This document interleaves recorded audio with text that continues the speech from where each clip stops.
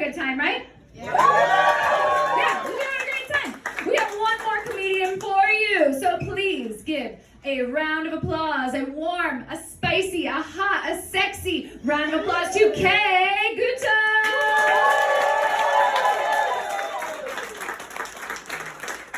Free everybody, give it up for your host.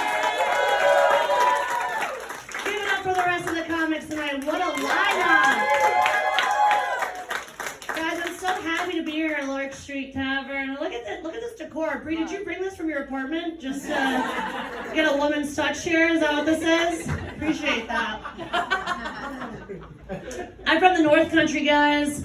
So that's just like a cute, whimsical way of saying I'm from a small, racist town. Happy to be here. I just turned 30. I know it might be hard to believe. I look like I'm 40. You laugh too hard at that. Fuck you guys. It's the drug abuse. It catches up with you eventually. I'm really happy to leave my 20s in the past, though. I was in 2 back-to-back toxic relationships. The first one, we actually ended up cheating on each other with the same person. Yeah, go ahead and try and figure that one out.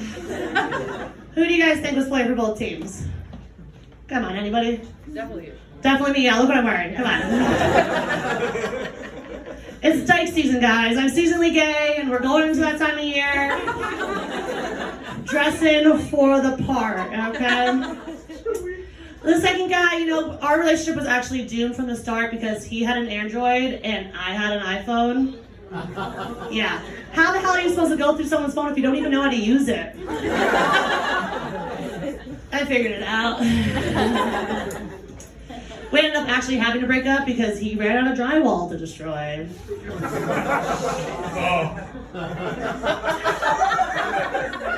Yep. His name was not Kyle. I know that would be your guess, but yeah, it's tough being single though, guys. You get to the end of a jar of mayonnaise, you know it's you that ate all that mayo.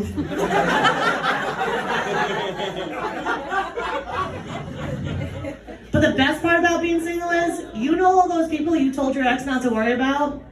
Call them up. The time has come. That Heidi from your favorite local band you've always had a thing for? Call them up. But fair warning, they have access to their Spotify analytics. So if you fall asleep listening to their favorite song, your favorite song by them on repeat for 7 hours, they can see that. And they can see where the closest town that it came from is, and they can triangulate that shit. There's a fine line between hot groupie and fucking stalker. I sure know how to walk it. Yeah, it's tough out here. I tried to date myself. They tell you to do that. That was the most toxic relationship I've been in yet. Yeah, all right. Sex is great, though. Get there every time, guaranteed. I did go on one date recently, though, and I show up and the guy already has a drink. I go, whatever, I'll go get my own drink. I can barely afford it. But I show up and he's like, I have a tab open. Go ahead and get whatever you want. I was like, oh shit, okay. So I went and I got 2 6-packs to go. I went home. It was the best date I've ever been on. I'm just playing. I got the most expensive beer on the menu. And I sat down with him and we had a lovely evening. But about halfway through, homie gets a bloody nose out of nowhere. I've dated enough drug dealers to know what that means, guys.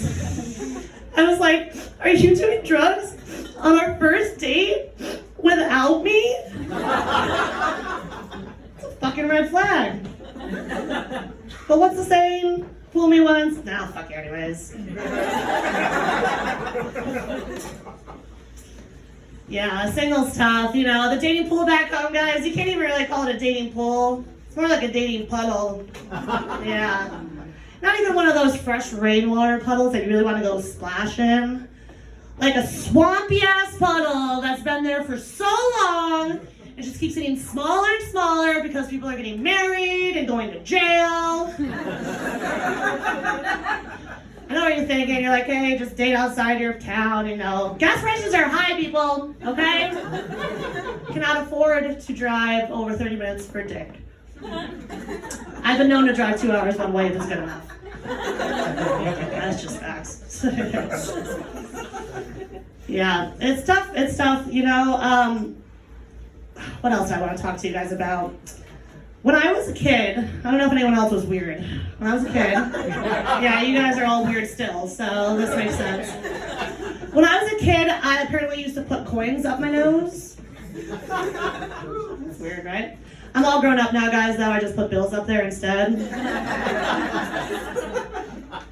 That's a drug joke, okay? See me after if you want to learn. No, Holly, I won't corrupt your mom, I swear. That would be weird. That would be so weird. Sorry, Mrs. Holly.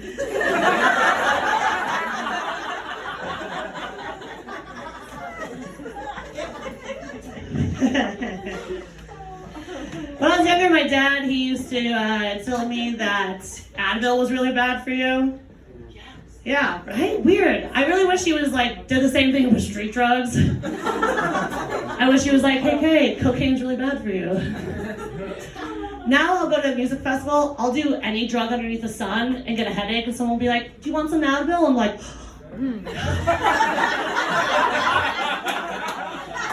no, bad for your liver.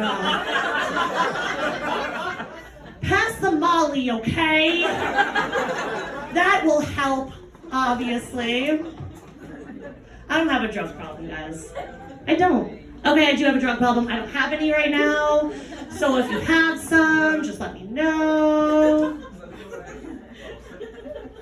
Cool, we're having fun. That was a tough act to follow. When I saw Dee in her fucking priest outfit, I'm like, I'm cooked. I should just leave now. Why even bother, you know? That's fucking, what a flex. That was so cool. Yeah, I love that shit. I grew up on a motel. I say on, I don't mean like on top of it, but like in it, you know, like. And my family, they provided me with a lot. Provided me with food, shelter, body dysmorphia, all the essentials. Yeah, I remember really vividly, I was like 8 years old. I went up to my mom and go, Mom, I have like a little bit of stomach. What do I do? And she was like, okay. Like, she was so fucking excited, been waiting for this moment her entire life. She's like, women, we suck it in. So she then proceeded to show me how to suck it in. And I have not exhaled to this day. Is someone's phone just ringing? Who still puts their phone with a sound on it? What year is it? Put it on vibrate like a grown-up, okay? Jesus fucking Christ. I'm just playing. I can never find my phone and I lose it all the time because it's just always on vibrate. It's been on vibrate for like 15 years. Like, crazy. So I was talking about dating. Quick question, guys. Why is it when there's a mess in the kitchen, you're willing to use an entire roll of paper towels to clean it up, but when you come on us, you have like a designated towel for it? Suddenly you're an environmentalist. Never have to go up and get the towel either, just suddenly appears from the other side of the bed.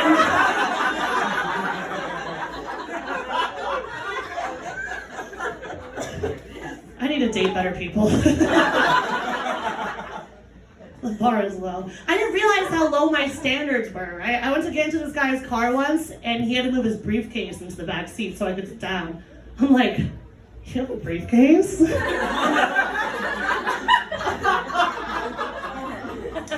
My ex used to have moved like 20 Twisted Teas into the back seat just so I could fucking sit down. He's like, I got a water story, sweetheart. Get on in, let's go. Fucking North Country. Help. Yeah. I think I'll leave you off with 2 more because I have the time for it. So I've been doing some research on medicinal microdosing. I do all my research on TikTok. That's where I learn everything. And you know, I've never really understood the concept of microdosing. You mean there's more drugs and we're not gonna do that? That's crazy. But I heard that there's some benefits to it. And I was gifted some drugs from a stranger, so figured I'd give it a shot. Turns out that you actually can't microdose something you don't know the dosage of. Plot twist. Yeah, so I ended up macrodosing instead. And I received a shiatsu massage, and I cried the entire time. Called my best friend to pick me up. I get home and I just ate more drugs, because what the fuck else are you supposed to do that for, right? I had a long list of things I wanted to finish on my to-do list, but instead I just laid in bed and finished myself like a record of 10 times, so. I do use masturbation medicinally though, so. Gotta get that serotonin somewhere. All right, speaking of drugs, anyone out there ever tripped on mushrooms? Not my friends, I know. We do that all the time. Who, someone tell me the last thing you did when you tripped on mushrooms. Anyone? D. I never did mushrooms. A what? Your father should be disappointed in you. I thought you raised her better than this, sir. What did you do the last time you tripped on mushrooms? Probably still in high school, actually. Oh, you're in high school, but did you do like a fun activity or something? No, actually, I did a half-eighth, and everybody had their trip, and then left, and then all of a sudden my visuals kicked in, and I was alone.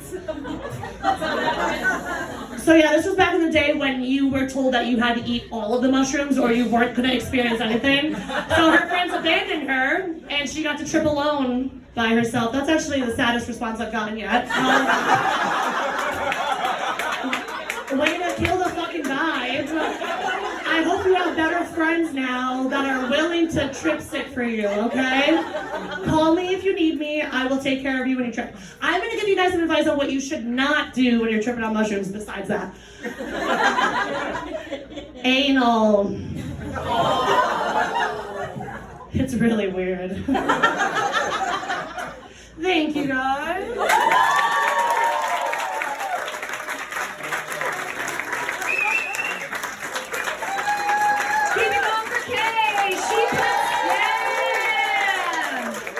She puts the K in cocaine, people. All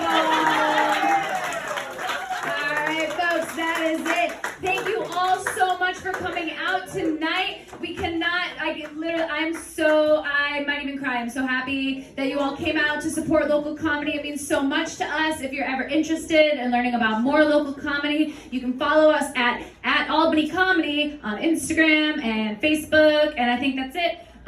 But yeah, please tip your bartenders because they fucking rocked it, and it's a fucking maze in here. So that's a nightmare. Thank you all so much. Thank you.